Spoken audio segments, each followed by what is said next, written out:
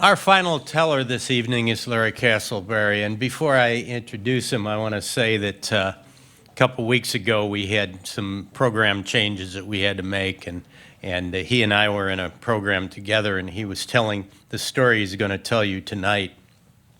And I asked him if he would come out here, so he kind of jumped in at the last minute, and I'm really glad he did, because that story, when I heard that story, I thought that is a perfect way to round out this evening.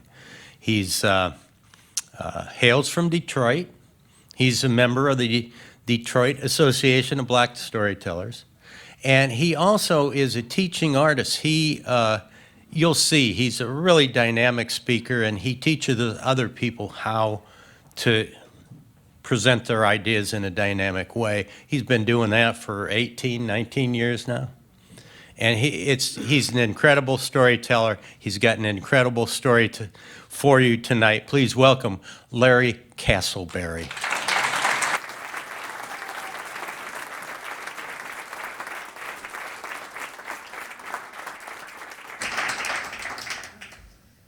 November the 27th, 1980.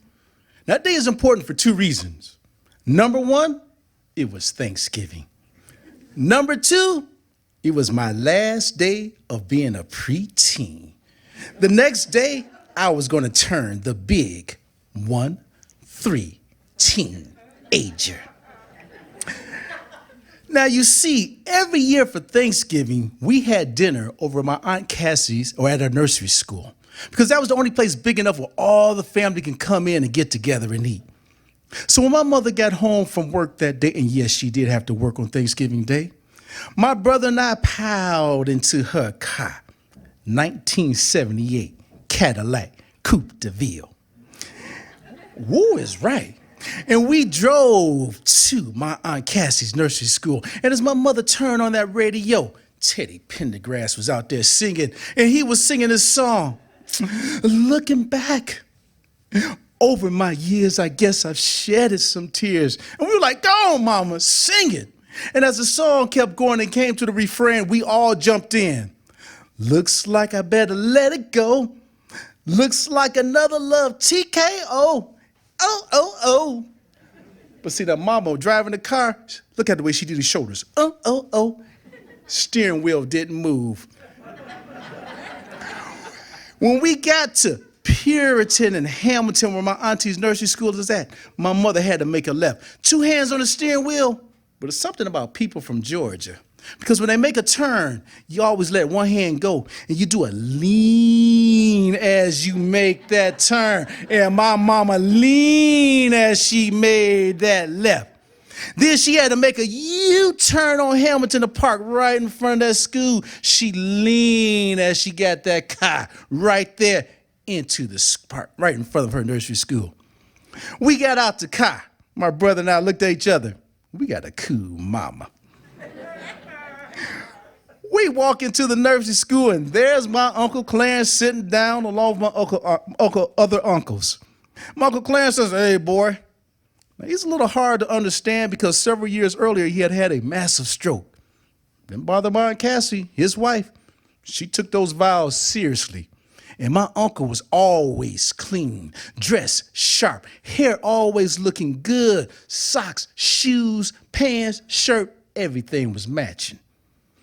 Sitting there also was my Uncle Gene. He also was a spiffy dresser. And for those who don't understand the word spiff, it means if you touch them, you're going to cut yourself because they are shy. Now, you see, my Uncle Gene, during the day, he worked at GM. And at night, he worked at Kentucky Fried Chicken. Ain't too proud of work. Next to him was my Uncle JD. Now, he liked to brag. I paid my house off. And he worked at Tasty Bakery. But my Uncle JD always had the sharpest hats. And when he looked at me, hey, boy, where your hat at? Next was Uncle Floyd. Now, he was the youngest of the group. He was the engineer who was in night school studying to be a lawyer. Now, all my uncles were standing around in front of the TV watching the...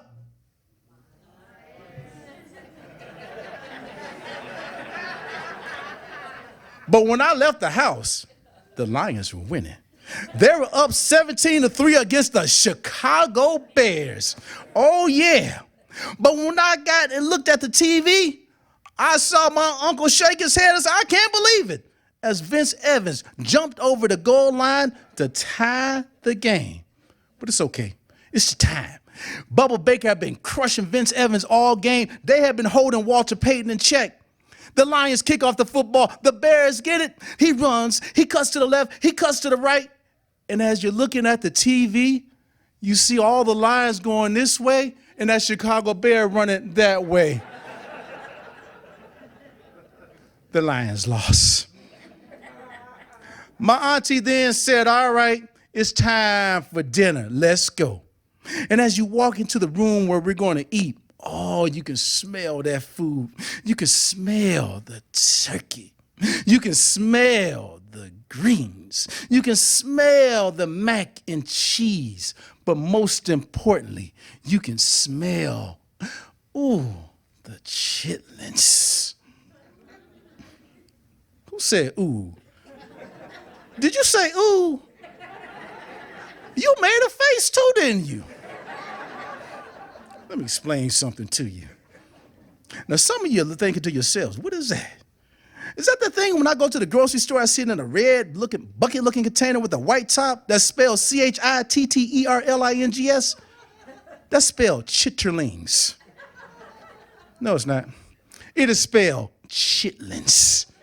And it is a labor of love. In fact, some of you sitting here and some of you out there in video land understand that there was once a time that the proper preparation of chitlins was a deal maker or a deal breaker in terms of marriage. You see, chitlins, for those who don't know, are pig intestines, and you got to clean them properly. So you got to take them and pull that stuff off until you can look at that skin and look through it. That's step one of the cleaning process. You then put it in a pot, rinse it off, boil that water, dump that water. Step two. You then take those chitlins, rinse them off, clean them, look again, make sure that everything's cleaned off, add more water, boil that water off, dump it. That's step three. Then, and only then, are you ready to start preparing those chitlins. And for those of you who understand, you may start with 10 pounds of chitlins, but when you finish cooking them, after you clean them properly, you're lucky to have 1 pound. A labor of love. Well, everybody got their plate because, as my auntie says, you got 2 arms, 2 legs, you serve yourself. And the children had to wait till after the grown folks ate. So the grown folks fixed their plates, and then it was my turn. I got up there, I got my chitlins. I then got myself some mac and cheese. But this is mac and cheese cooked the right way. You know how you cook mac and cheese in the oven with the cheese on top so that you know when you stick that fork in there, it goes. There you go. That's some good mac and cheese. I got myself some greens and put on my plate. And then I got the candy yams. Candy yams that are so good that when you touch it with the fork, it starts to disintegrate. That's right. Dessert with dinner. I then sat down. I didn't sit down with my cousins. Oh, no, I sat down over by my uncles because I was one of those kids. I like to get into grown folks' conversation. You had to be quiet. Otherwise, they'll shush you away. But you heard some real cool stories. And as we're sitting there, I made a mistake. I reached for the hot sauce. And for those of you here, there's only 2 types of hot sauce in the world. Tabasco and the hot sauce not good enough to be Tabasco. I reached for the Tabasco. My uncle looked at me and said, boy, what do you think you're doing? I sorry. My uncle took that hot sauce, looked at me and said, let me show you the proper way to put it on your food, son. First, you hold it like this and you go 1, 2. That's to make sure that the top's not off. Then you go 3, 4. And then you go 5, 6. Put it back down. That way you get it all over the food without spilling any. Let me see you do it. Now I could see all my uncles looking at me, so I grabbed that Tabasco. I went 1, 2. I went 3, 4. And then I went 5, 6. Sat it down. My uncle looked at me. That's my nephew. Good job. Good job. And I proceeded to eat. After that, I went up with everybody else and got seconds. And it was good. But after dinner, time for dessert. Now, my auntie had made sweet potato pies, and I mean cooked the right way. None of this store-bought stuff. She made those sweet potato pies. And she also made peach cobbler, made Georgia style. Lots of crust. Because you know how sometimes you go over people and eat their peach cobbler, and there's no crust, but plenty of peaches? And what you really want is the crust, and you're scared because there's just a little bit of crust on top of the peach cobbler. You want to grab it so bad because that's all you really want. But that's what everybody else behind you wants as well. So you grab the peaches and smile, thinking to yourself, I really want more crust. Now, my auntie, you see, when you cut into that peach cobbler and put it on your plate, there was crust everywhere. When you sat down to eat it, every time your fork touched that plate, there was crust. When you picked it up to eat it, there was crust. And I'm here to tell you, the crust was good. Now, I know you're probably thinking to yourself, is there a message to this story?